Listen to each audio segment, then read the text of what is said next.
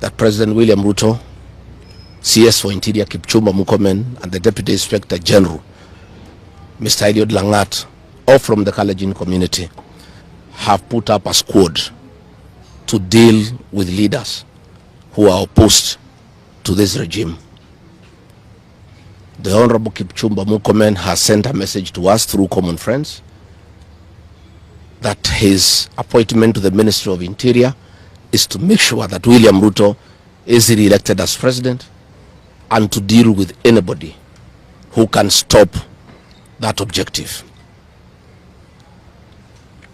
Officers from the National Police Service has confirmed to us that a special squad of 20 police officers from the Nandi sub-ethnic community are the ones behind the abduction of George Koibori, and they are the ones that were deployed in Kakamega to target the Honorable John Methu and Karungo Athangwa specifically.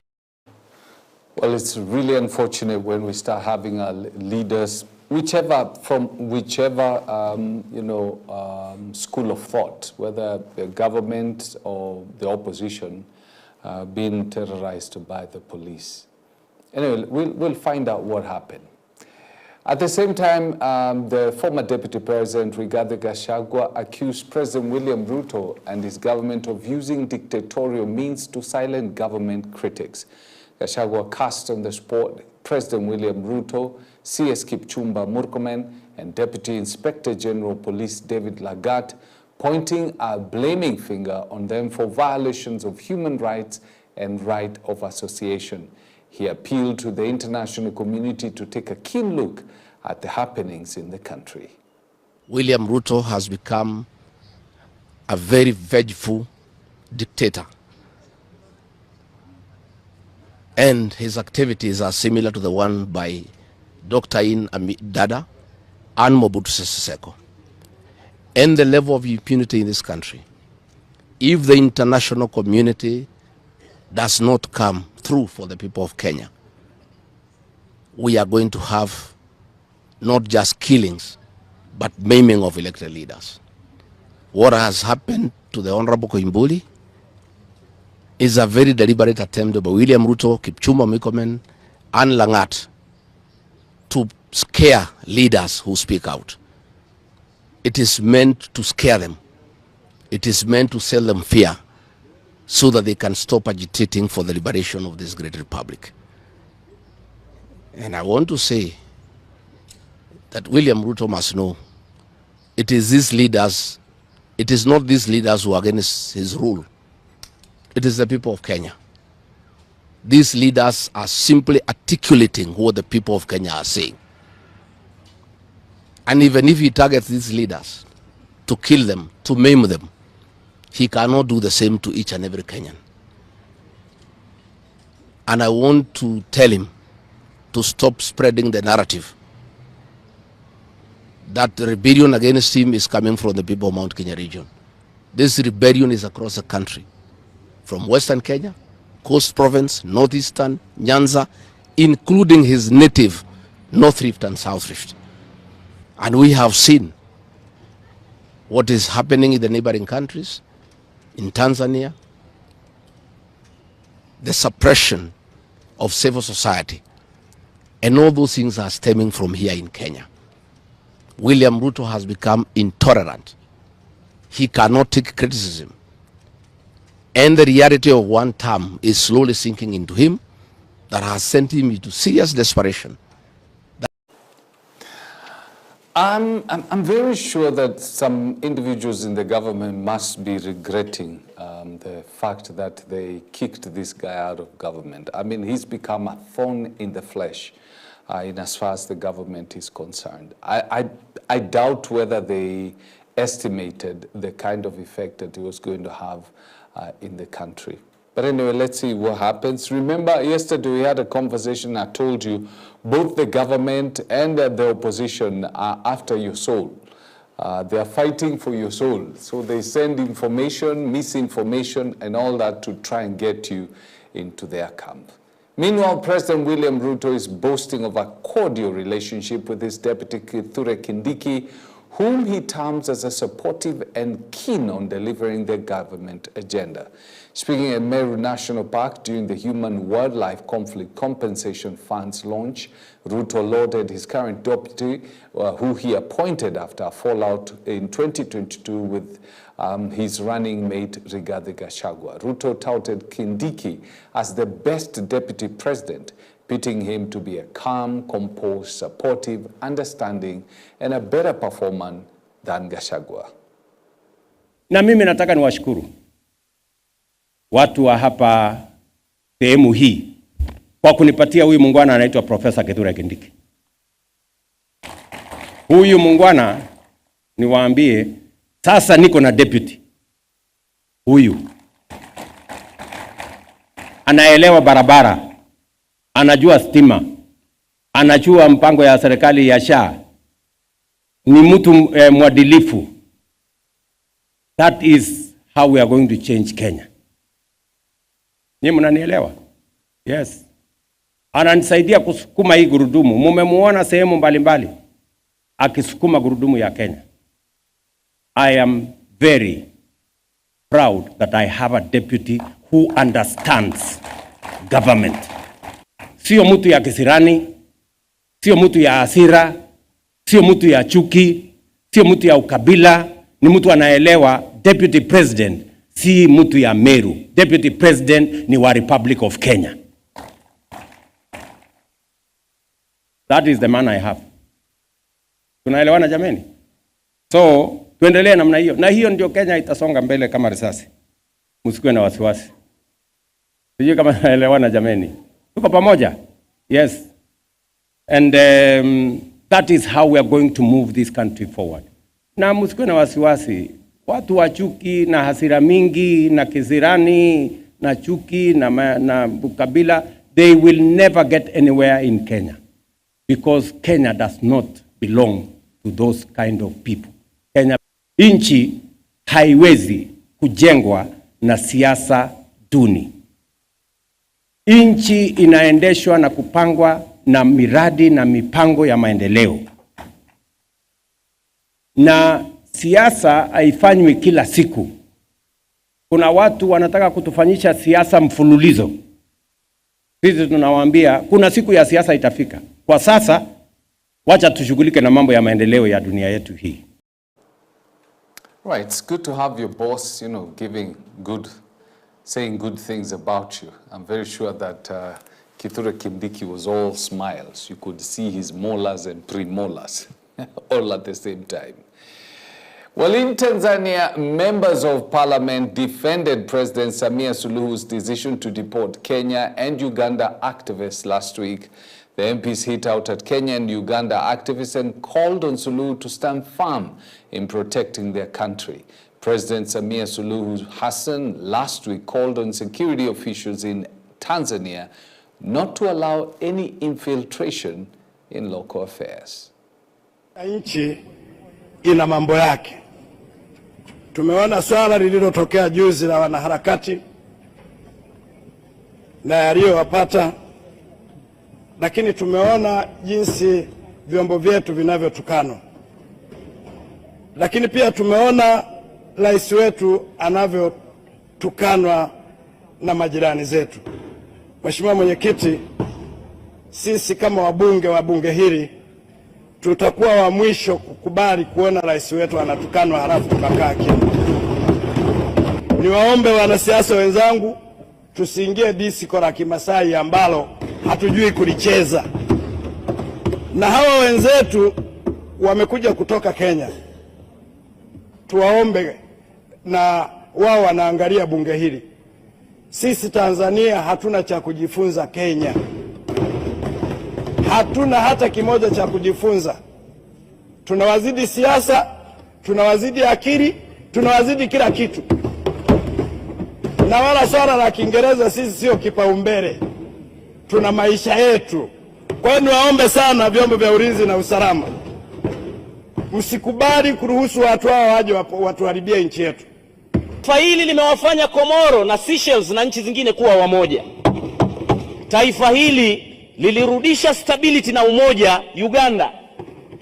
Taifa hili Hata hao Kenya, baadhi ya wanaharakati wanaojaribu kufikiri kwamba hili taifa ni la hovyo, walipoanza kuchinjana miaka michache iliyopita, ni taifa hili lilikwenda Kenya likarudisha umoja, amani na mshikamano. Hili, Mheshimiwa Mwenyekiti, ndio taifa liliamua kusacrifice maendeleo ya watu wake. Watoto wetu wakakosa elimu bora, vizazi vyetu vikakosa usafiri bora, tukasacrifice kuliunganisha bara la Afrika.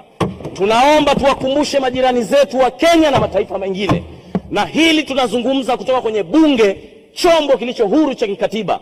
Tunawaonya sana wanaharakati wanaofikiri ya kwamba taifa hili ni choo, kila mtu anaweza kwenda kujisaidia na kutoka. Nataka niwaambie kwa viongozi walioko madarakani na sisi vijana ambao tutakuja kukabidhiwa taifa hili, hakuna kiumbe chochote kitaweza kuligawa taifa hili. Hili ni onyo kutoka kwa Watanzania.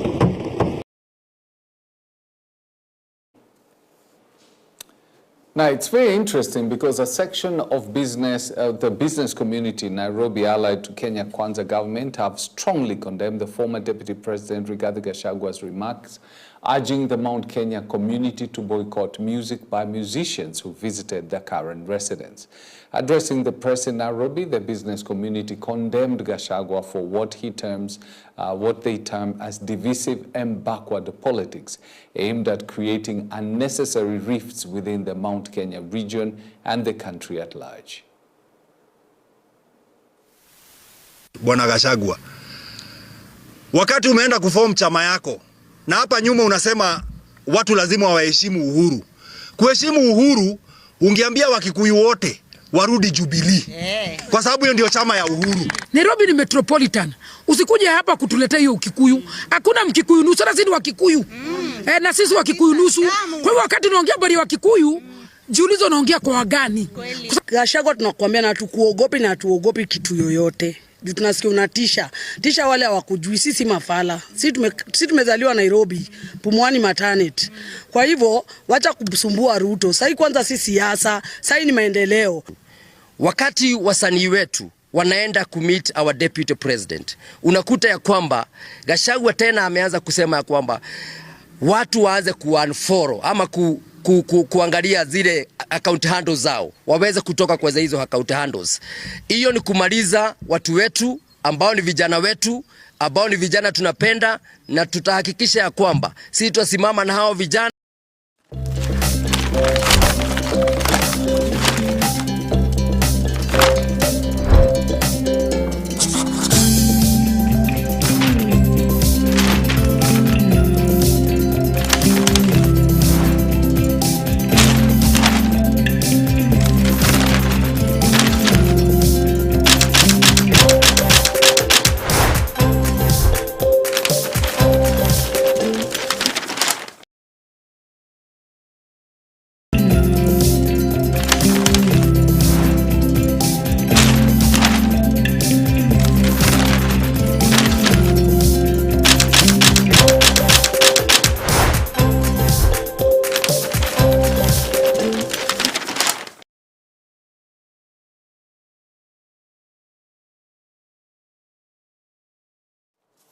All right, it's about that time we take a look at the dailies today. Remember, later on in the show, we're going to have a conversation about education. I mean, every parent is pouring his life into the life of their children. And one of the best gifts you can give to your children is a good education, because that prepares them, excuse me, to deal with the world both now and in the future. So that is very, very key. And so we'll have a conversation with a gentleman who is an education advocate in the country. His name is Edmund, and I'll be telling you more about him when we start later on in the show. Now, we start off with the Daily Nation. This is going to be very brief. This is what it says, state terror. That's the headline, state terror. And you have a situation whereby you got pictures of some of the people who've been terrorized. You have the picture of the Inspector General, Douglas Kanja, and then you have pictures of some of the legislators who've been harassed by the police. And it says, even with no action taken against rogue security agents blamed for killing dozens of protesters during last June's Gen Z protests, there are growing concern that a brutal crackdown on government critics has escalated. The latest victim of the state-sanctioned abductions is Juja Member of Parliament George Koimburi. Police claim he stage-managed his attack. And then you have the pictures of some of the people. You have the Rigiji, you have John Methu, Nyandarua Senator, Cleophas Malala, you have George Koimburi, and then you have Naivasha Member of Parliament Jane Kihara, being among those who it's alleged have been harassed by the state. Now you also have page 2, State House handing Professor Anangwe's resignation from the University of Nairobi. University Professor's lobby played a part in pushing council chairperson to resign. Everywhere there's politics. Why court barred teacher from recovering gift to his ex-lover? If you're into romance, this is a story you can read. And then there is page 4. Member of Parliament was tortured by professionals. Gachagua claims. Please remember this. When the government is speaking and when the opposition is speaking, remember one thing. They are all after your soul. They want you to believe what they are saying so that you hate the other. But don't sell your soul. Don't sell your soul to any of them. You take the information, whether from the president or from his former deputy president, take it with a pinch of salt, knowing that, well, none of them are angels. And then you got page 5 that says Ruto's walk in Moi footstep, the torture and abduction playbook. Nakwambia. Koimburi's troubles and ordeal in captor's hands. 2 ministers disagree over 4.5 billion for Bomas upgrade. Couldn't these CSs have agreed before going to Parliament? Wildlife Principal Secretary Sylvia Museye and Tourism and Wildlife Cabinet Secretary Rebecca Miano addressed journalists. I mean, they are just sad. Then the back page of the Nation, Mwesera Okech target world qualifying times. Last year, Mwesera missed the Continental Gold Tour event due to injury. And then there's a police officer who's cheering Andima promotion. If the General Service Unit men volleyball team are playing, chances are high that Corporal Michael Minor is on the sideline. This guy just supports. And then the Standard newspaper, if you look at the highlights, the headline of the Standard newspaper, you see the picture of Koimburi. Amelala kwa, it's like he's dead, eh? I've grown to take all this abduction of members of parliament with a pinch of salt, because I think I've seen quite a number of them staging this. So I don't doubt that he was abducted, he was taken, but at the same time, hii ni Kenya bana. This is a Kenyan member of parliament, a representative of the people, abducted, tortured, and left for death. By last evening, George Koimburi remained unable to speak, a chilling sign that the current regime's now familiar tactic of abducting and torturing critics may have struck again. Despite official denials, growing claims suggest that the key law enforcement agencies have been weaponized to silence dissent. Tortured, left for dead. Okay, let's see. Kenyan safe, Koimburi's attack reignites abduction crisis. Are these 4 men the worst of security bosses?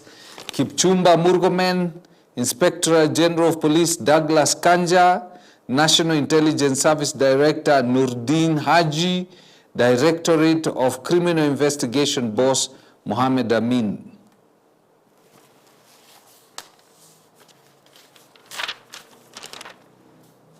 The answer is out there. Kibaki's heirs fight forgery claims as Jimmy shifts stand on DNA test. The former President Mwai Kibaki's children have urged the family court to dismiss a report concerning his will submitted by Jacob Ochola Mwai, who claims to be his child. So now he's contending the will. Anataka tu do. It's just the money thing. If Kibaki was a very poor person, do you think this guy would come up? Mimi mtu asitoke. Hey. Rigathi accuses NCIC of shielding president's allies. Ukitokea natoka kutoka kwa grave na kuja. And I'll testify. BCGON Council Chair alleges state wants yes men to run varsity. Then grain reserve release maize to stabilize flour prices. We just came from a good year of rains. Now we don't have maize. Crisis deepens as capitation fails to reach schools. Then we got Tibet. Tibet says world record is possible after victory in Rabat. All right, we go for a short break, and when we come back, we have that conversation. The education of your children is so key. And if there's a time we've ever been in a system of education that is so confused, in the sense that years later, majority of people can't tell you exactly where, what do you call it? How you move from what grade to what grade to what grade and where they're supposed to be. This is the CBC one. Watu wamechanganyikiwa. Let's go for a short break. When we come back, we have that conversation.